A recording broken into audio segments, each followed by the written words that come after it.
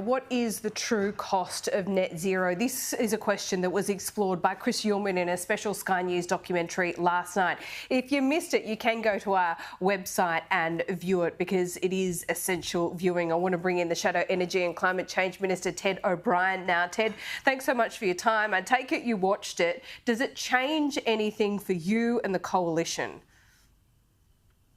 It doesn't change anything for us, Laura, but I thought it was a fantastic piece by Chris Uhlmann. His ability to simplify complexity and expose what I think has been a deliberate con job on the part of the Albanese government was absolutely first class. And the more Australians who can see it, the better, so they understand the truth behind the Albanese government's plan to create a renewables only net zero grid by 2050 and the cost at which it comes. Well, let's not repeat some of the mistruths that are part of the problem with this debate. Labor's plan isn't renewables only. It is majority renewables, though. What's the percentage of renewables you would have in the system by 2030? Laura, can I just say, if you look at the last two integrated system plans, which the Prime Minister himself has said is Labor's plan, then you see the renewables portion of the electricity grid by 2050 between 96 and 98%. Sure. Therefore, I think it's fair to call it a renewables only grid. There is no doubt that the more renewables you put into the grid, the more gas you will need. We've never denied that, but when you're talking up to nearly 98% of a grid, I think it's fair to call it renewables only. When it comes to our plan, we have been very clear saying that by the end of this year, we will release what the energy mix will be under a coalition government, as well as what the economics will be. And we've consistently said that throughout this term of government, and we will deliver on that. So you'll tell us what the mix would be under a coalition plan by 2050 and the cost of nuclear as compared to renewables. We will be showing you the mix, yes. In terms of the cost, while yes, we'll be completely transparent about the cost of nuclear, but to be clear here, we are talking about comparing the total system cost, which is what Chris Uhlmann revealed last night. You don't just compare the cost of one technology. It's about how the whole system delivers a price on your power bill at home or for businesses on their power bills. Now, to date, Chris Bowen has been telling the Australian people it would cost $122 billion. What we found out last Friday from Frontier Economics, an independent body, is it would cost 5 times what Chris Bowen has been telling the Australian people. And Chris Uhlmann's show last night unpacked where you're going to see that cost hit. And in particular, it will be the network charges, which already constitute the largest part of your electricity bill. They are going to go through the roof when you have this renewables-only approach of Labor's. Sure, but if you've got part of the nuclear plan as well, and it should be clear that the coalition is still pursuing renewables, a substantive amount of renewables in the grid, what percentage would it be? And there are really no least cost options now. So you can't really sit here this morning and say, well, our plan will be cheaper than Labor's, can you? Yes, I can. How? And I am saying that. How if we don't have the cost of nuclear? And I'm saying by the end of the year, Laura, I apologise if I'm just repeating myself.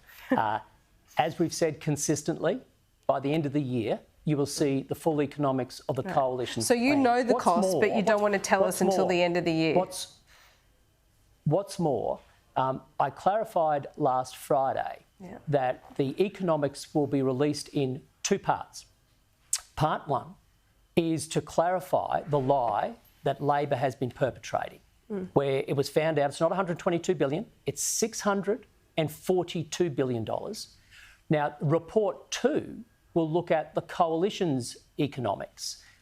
That report is now being finalised, and you won't have to wait long because the end of the year is near and we will deliver as we have promised. And what you will see is it will certainly be a cheaper grid under the coalition, because we've learned from overseas. We've seen it right across the world. Labor is trying to go all renewables. Not an economy in the world, no advanced economy in the world is trying to even do what Labor's trying to do, because it doesn't work, because the costs are extraordinary, which is why we are seeing households having the highest degree of hardship arrangements with retailers ever in our history. Over 600 families every single week are signing up to hardship arrangements for their electricity because they can't pay for it, Laura. And yet, even yesterday, even this morning, better still, the acting Prime Minister, even after Yulman's doco, is out there saying, oh, renewables are the cheapest form of energy, and backing in Labor's plan for a renewables-only grid, when it has been proven it is 5 times more expensive than what they've told the Australian people, and prices are only going to skyrocket, yet they continue to lie to the Australian people. They legislated it for none less. I mean, this is legislating a lie.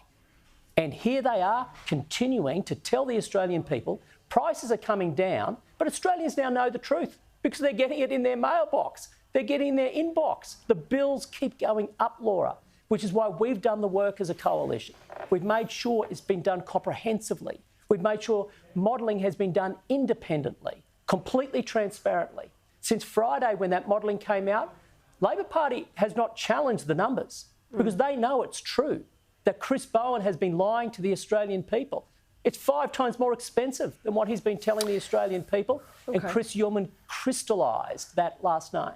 With the Trump re-election and his previously well-canvassed views on net zero and the Paris climate targets, will the coalition remain signed up to that?